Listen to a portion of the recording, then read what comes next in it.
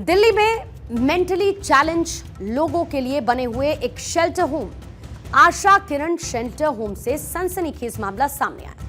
यहां पर बीते 20 दिन में 14 बच्चों की मौत हो चुकी है। मीडिया रिपोर्ट्स ये कहती हैं कि ये मौतें स्वास्थ्य संबंधी समस्याओं और कुपोषण की वजह से हुई। घटना की जानकारी मिलते ही दिल्ली सरकार एक्शन में आ गई है। दिल्ली की मंत्री आतिशी ने आशा किरण शेल्टर होम में 14 लोगों की मौत के मामले की मजिस्ट्रेट जांच कराने के आदेश दिए। साथ ही आने वाले 48 घंटों में जांच रिपोर्ट सौंपने के निर्देश राजस्व विभाग को दिए हैं। उन्होंने ये कहा है कि अगर इन 14 लोगों की मौत की सूचना सही साबित होती है तो दोषियों को बख्शा नहीं जाएगा। Asha Kiran home for intellectually challenged persons में 14 डेथ्स हुई हैं। इसमें से 13 एडल्ट्स हैं और 1 माइनर है। इन 14 डेथ्स की पोस्टमार्टम रिपोर्ट्स अभी अवेटेड हैं। प्रिलिमिनरी इंक्वायरी रिपोर्ट जो मैजिस्ट्रियल इंक्वायरी है उसकी डेडलाइन दी गई है।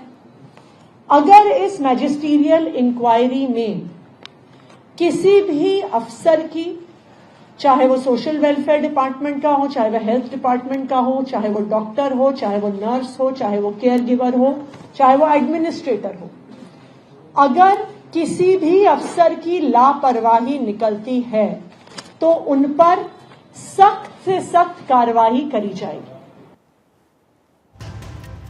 दिल्ली सरकार ने शेल्टर होम में जनवरी से अब तक 14 मौतों की बात कही है। मौतों का असली कारण फिलहाल पता नहीं चल सका है। मीडिया रिपोर्ट्स की अगर हम माने तो मरने वाले लोगों में दस्त और उल्टी जैसे लक्षण नजर आए, यानी कि मेडिकल कंडीशन थी।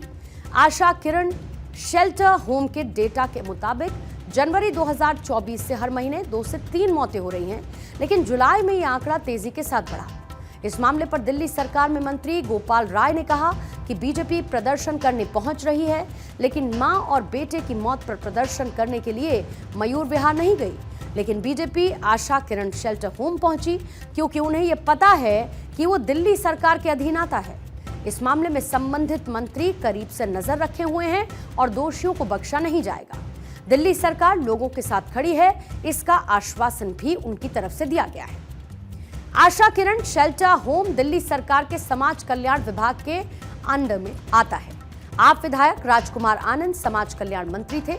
हालांकि 10 अप्रैल को मंत्री पद और आप से उनके इस्तीफे के बाद से इस विभाग के हेड का पद खाली है। दिल्ली सरकार ने इस मामले को बहुत गंभीरता से लिया है और दोषी पाए जाने वालों के खिलाफ सख्त कार्रवाई करने की बात कही गई है। इस घटना ने यह बता दिया कि मानसिक रूप से दिव्यांग लोगों के लिए सरकारी शेल्टर होम में बुनियादी सुविधाओं की कमी कितने गंभीर स्तर पर जा पहुंची है। इस मुद्दे पर बीजेपी ने दिल्ली सरकार और आम आदमी पार्टी के खिलाफ मोर्चा खोल दिया है। बीजेपी के नेता शहजाद पूनावाला ने इसके लिए आम आदमी पार्टी को जिम्मेदार बताया है। पहले दिल्ली में आम आदमी पार्टी ने मौत का बेसमेंट दिया, डूबकर, शॉक लगकर बेसमेंट में ट्रैप होकर लगभग 10 लोगों की जान गई। और अब दिल्ली में मौत का शेल्टर होम दिया है आम आदमी पार्टी की सरकार ने। इसके लिए जिम्मेदार आम आदमी पार्टी की सरकार की आपराधिक लापरवाही और भ्रष्टाचार है। एमसीडी इनका, पीडब्ल्यूडी इनका, फायर सर्विसेज इनका, जल विभाग इनका, सरकार इनकी 10 साल से सरकार है, पर जिम्मेदारी किसी और पर डालते हैं। मौत का बेसमेंट, मौत का शेल्टर होम आम आदमी पार्टी को बताना चाहिए। क्या अरविंद केजरीवाल जी अपने लिए तो शीश महल बनाते हैं और दिल्ली वासियों के लिए ये मौत का इंतजाम किया हुआ है। बीजेपी महिला मोर्चा की उपाध्यक्ष रेखा गुप्ता ने आरोप लगाया कि शेल्टर होम में बच्चों को गंदा पानी दिया जा रहा है, उन्हें खाना नहीं दिया जा रहा है, ना ही उनको इलाज मुहैया कराया जा रहा है।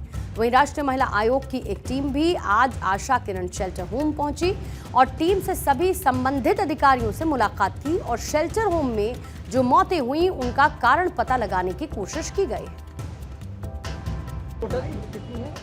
जुलाई में 14 लोग। जनवरी से अब तक कितने हैं? ये हर महीने लगभग 3 लोग मर रहे हैं। अच्छा मैम, जो खाना रखा गया है और दिया कुछ और जा रहा है, इसका मतलब कुछ इसमें करप्शन की मैम? पूरी कुछ नहीं, पूरी। आप कहेंगे कि दाल में काला है, काली ही दाल है यहाँ।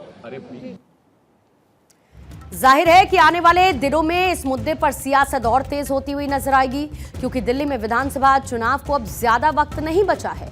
दोनों पार्टी एक दूसरे को घेरने की कोई कसर नहीं छोड़ेंगी, लेकिन यह मुद्दा गंभीर है और इस गंभीर मुद्दे पर सियासत कम से कम नहीं होनी चाहिए।